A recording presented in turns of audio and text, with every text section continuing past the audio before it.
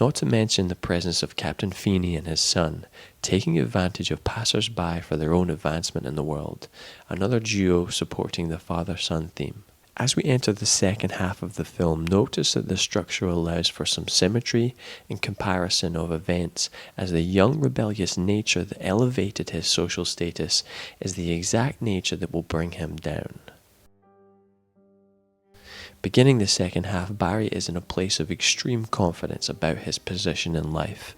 Barry looks quite pleased with himself.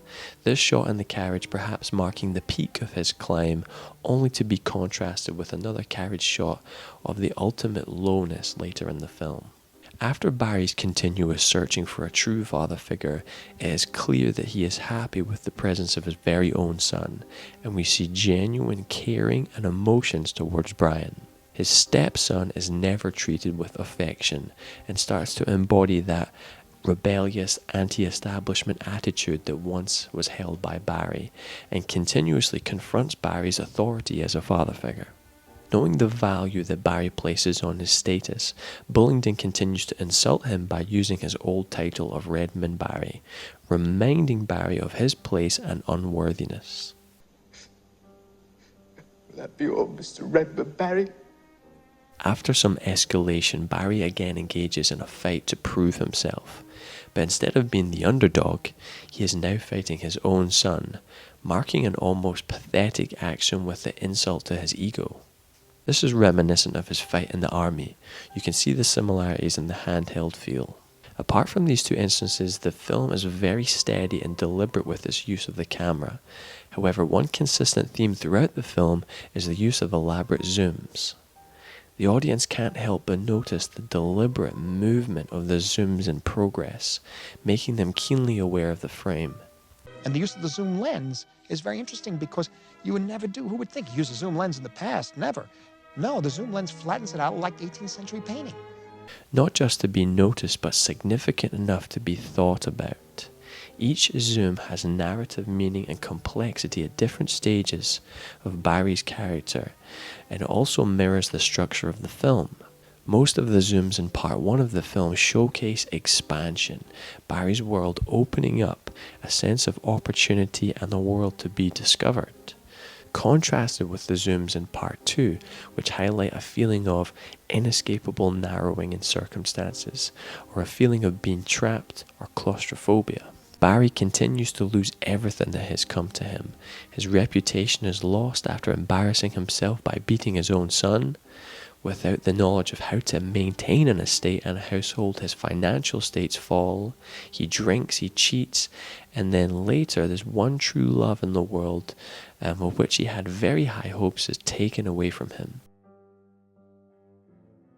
And Barry slips into a state of depression. Continuing his downward spiral, Bullingdon fights back, using the attitude of entitlement once held by Barry, challenging him to a duel. Now the film is bookended with two duels. The loss of Barry's father, which is short and quick, contrasted with the very slow and lengthy barn duel where Barry is ultimately defeated. Can't help but feel sorry for Barry here, as he shows a level of grace and his maturity by not firing towards Bullingdon and giving his stepchance a way out of this mess. A gesture that he probably gained through age and experience, possibly the most fatherly and mature gesture Barry displays throughout the entire film. But Barry is taken advantage of. Bullingdon doesn't let up, leading Barry to his physical demise and banishment from his family estate. Like the opening of the second half showing Barry at his peak of confidence, status and position, the film's final image of Barry shows another carriage shot, but freeze frames to show the audience how physically, emotionally, financially broken he's become, possibly his lowest, weakest, and most pitiful moment. Compared with early zoom outs to show the openness of Barry's beginnings, his final moment uses a zoom in, finishing with a very skewed, unsymmetric, claustrophobic feeling, emphasizing the ultimate emotional state of Barry's downfall.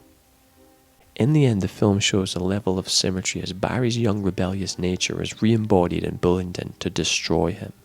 But I can't help feel empathy towards Barry, Despite his own self-caused destruction, the fuel and emotional driver for him seems to be a yearning for fatherhood, one which he tastes at several points throughout the film but is taken from him, almost the way his father was taken at the very beginning of the film, making the story of this wanderer and social climber a very tragic and empty journey.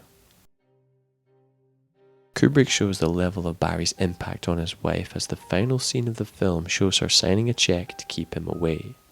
We see the subtlest, faintest thought for him, but no emotional release, closing the final shot with a deliberate negative space, symbolizing the lack of a complete family and absence of Barry. One of the reasons Stanley Kubrick is regarded as the gold standard of filmmaking is firstly the craftsmanship, note the film's Oscar for cinematography, but the second reason is the complexity of the types of stories he is trying to tell, very human and presented uniquely, but always with an aim of asking the audience to engage with the story, and digs into the very grey nature of the human condition.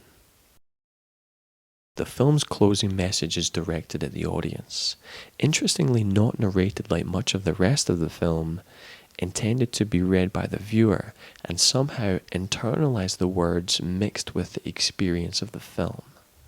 Assistant director on Kubrick's Barry Lyndon, Andy Armstrong. It was just a very, very large, slightly out of control movie, and yeah.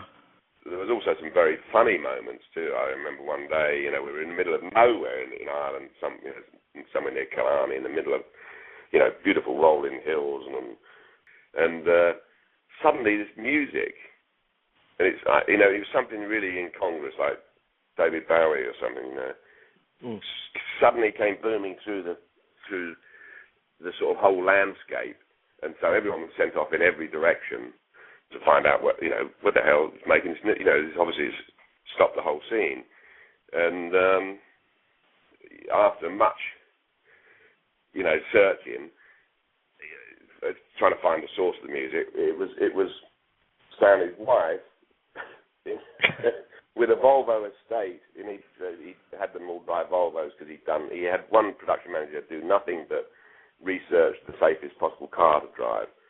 So all his family only had Mercedes or Volvos, which came up highest on the scale of wherever they did this research. But anyway, he climbed over a hedge and down into the road, and she who painted, had the back door of the Volvo open, was sitting on the tail, sitting on the sort of back under the tailgate, was painting with this music blaring. And now it's taken a few minutes to find her, to find the source of it, and to tell her to turn it down and stop it or whatever. And so it was actually Michael Stevenson, who's a very, very funny guy, and you should really call him in England and interview him about this, because he also did The Shining, and he did Full Metal Jacket with Stanley. But he